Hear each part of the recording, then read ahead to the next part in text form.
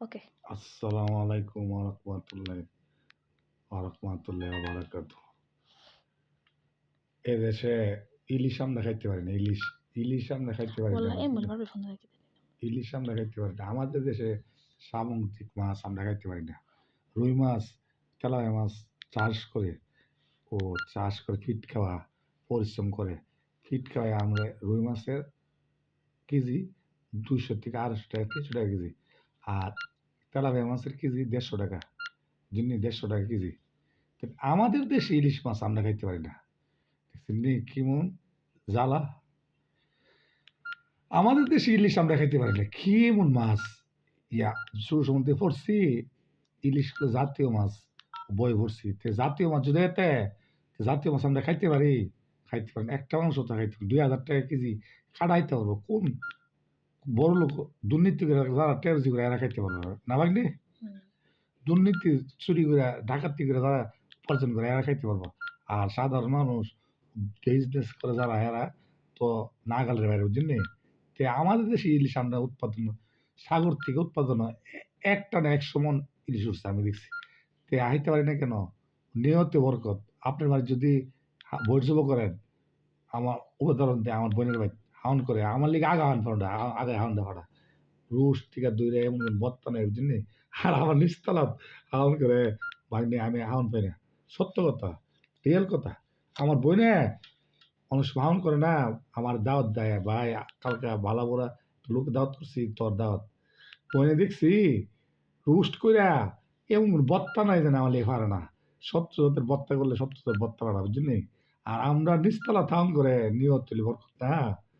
নিচতলা আমরা পরিবারের নিচতলা থাউন করে আমি রুস্ট পাই না। যাক রুস্ট টাইপের লেগে না আমার লিগে আউন জুড়ে না বুঝলি। সত্য রিয়েল কথা। আর আমার বোন আমার জন্য নিয়ত তুলি বরকত একটা গোস্তা ভাগ করলে আমার বাইরে নিয়ে দেয় বুঝলি। আমার বাইরে ৩ তলা আছে দিয়ে দেয়। ও মাছ ভাগ করে, মুরগি ভাগ করে। হাও না তো বড় কথা না, নিয়ত তুলি বড় কথা। আমার বোন জানে আমার লিগা নিয়ত করে আনে বুঝলি।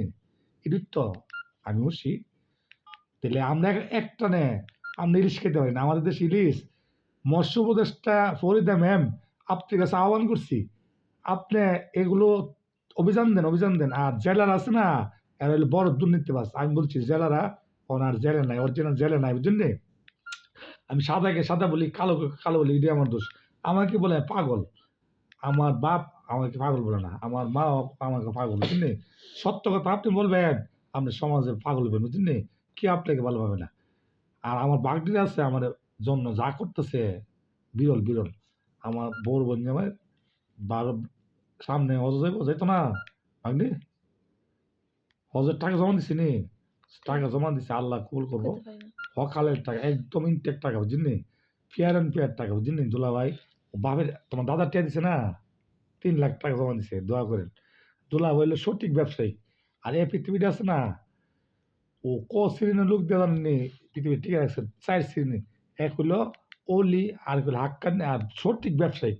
সঠিক ব্যবসায়িক যে এবাদত। সঠিক ব্যবসায়ী যারা করে এরা আমি সরকারের কাছে আহ্বান করি এদেরকে ভিআইপি মর্যাদা দেওয়া বুঝলি। আমি আহ্বান করছি সঠিক ব্যবসা যারা করে এরা ইবাদত করে। নবীজি ব্যবসা করতো বিজনেস করতো বুঝলি। নবীজি বিজনেস করতো। আর ব্যবসায়িকটা সুর সব ব্যবসায়িক না, আর ভালো ব্যবসায়িক আছে। আমি ফরিদা ম্যামের কাছে আহ্বান করছি আমাদের দেশে ইলিশ আমরা খাইতে পারি না। আপনি ইলিশদেরকে অভিযান দেন এদেরকে চাইল দেন না। জনগণের ট্যাক্সের টাকা চাইল দেন, এগুলো চাইল দেন না বুঝলি। অভিযান দেন এদেরকে আইন আওতা আনেন। আর সিন্ডিকেটের হাত চলে গেছে ইলিশ ১০ লাখ ৫ লাখ টাকা দালা সিজনে বুঝলি। এগুলো আগে বিক্রি করলা কেমনে আপনি আমরা ইসামু বুঝলি।